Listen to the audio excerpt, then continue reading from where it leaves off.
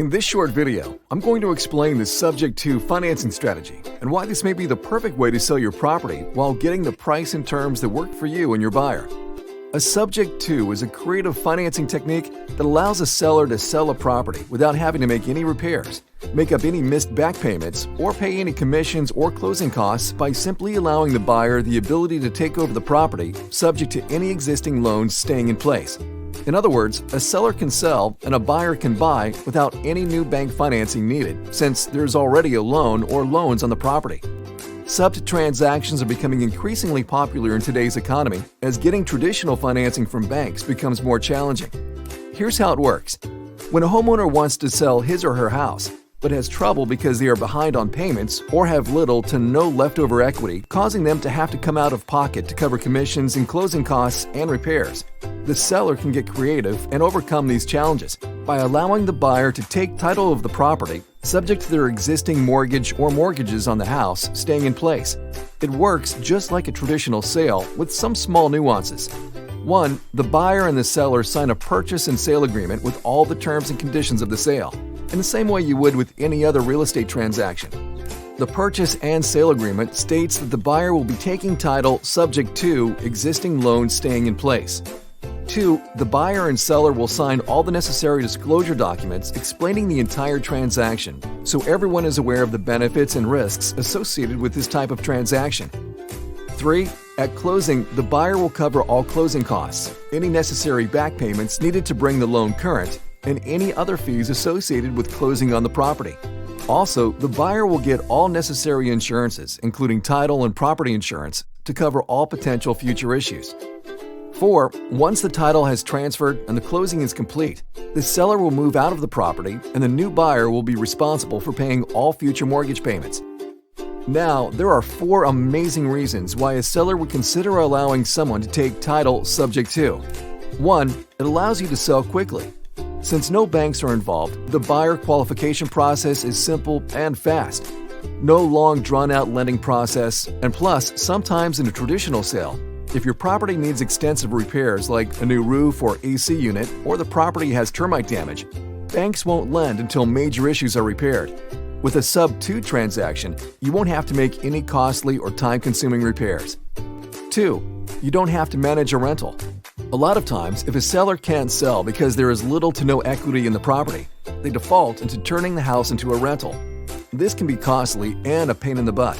Selling via a subject to is a great alternative to dealing with tenants and toilets. 3. You get the price you want.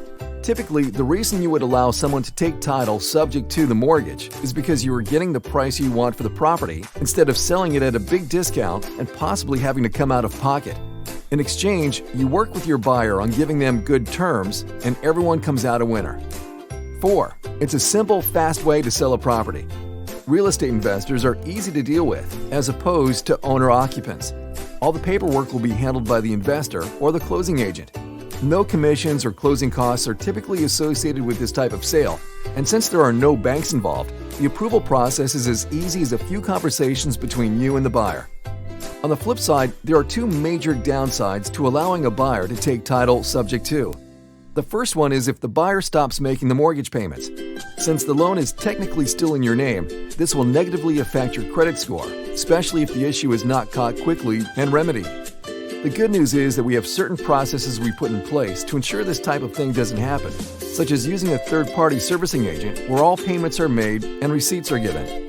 This ensures that no missed payments occur without your immediate notification. Plus, since we have never been foreclosed on or missed any payments on any of our obligations, you can rest assured that our track record speaks for itself. And the second downside is in the event you are selling this house to move to another house and plan to get a new mortgage, you need to check with our new mortgage underwriters as to whether or not you qualify for having 2 mortgages at the same time. Otherwise, you may want to rent for a little while. Other than that, by getting creative and participating in helping the buyer get financing, this type of transaction can quickly become a huge win-win for everybody involved.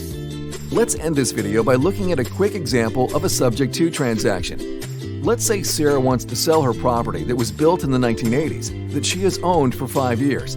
The property is worth $100,000, but she still owes $90,000 on the mortgage, and she is stressed and having trouble making the payments, and is now 2 payments behind. She knows that selling and downsizing is the right thing to do so she can get back on her feet. But all the offers she has received so far are way too low, and she's getting frustrated because most investors are trying to buy her house for $50,000 or less because it needs some repairs. That's when clever investor Bob comes and asks Sarah if she would be interested in getting creative and allowing him to take title subject to the mortgage. Sarah says she's interested, and Bob asks Sarah to see her mortgage statement. Sarah digs one up, and Bob sees that Sarah has a monthly payment of $875, which covers principal, interest, taxes, and insurance. Bob sees that rents in the area are $1,250 a month, and Bob thinks Sarah's house would make a great rental property once it's fixed up a bit. So Bob makes Sarah a creative offer to buy Sarah's property for $90,000, which is the remaining balance of what she owes. Give Sarah $2,000 in move-out money, pay back the 2 missed payments, and make the loan current, and to take over her property subject to the existing mortgage staying in place with no repairs needed, and Bob covering all closing costs. Bob then shows Sarah all the disclosures and paperwork, and once Sarah felt comfortable with Bob, she agrees to the deal. This is a win-win for both Sarah and Bob, and it only happened because Bob and Sarah took the time to look at a creative way to sell a property.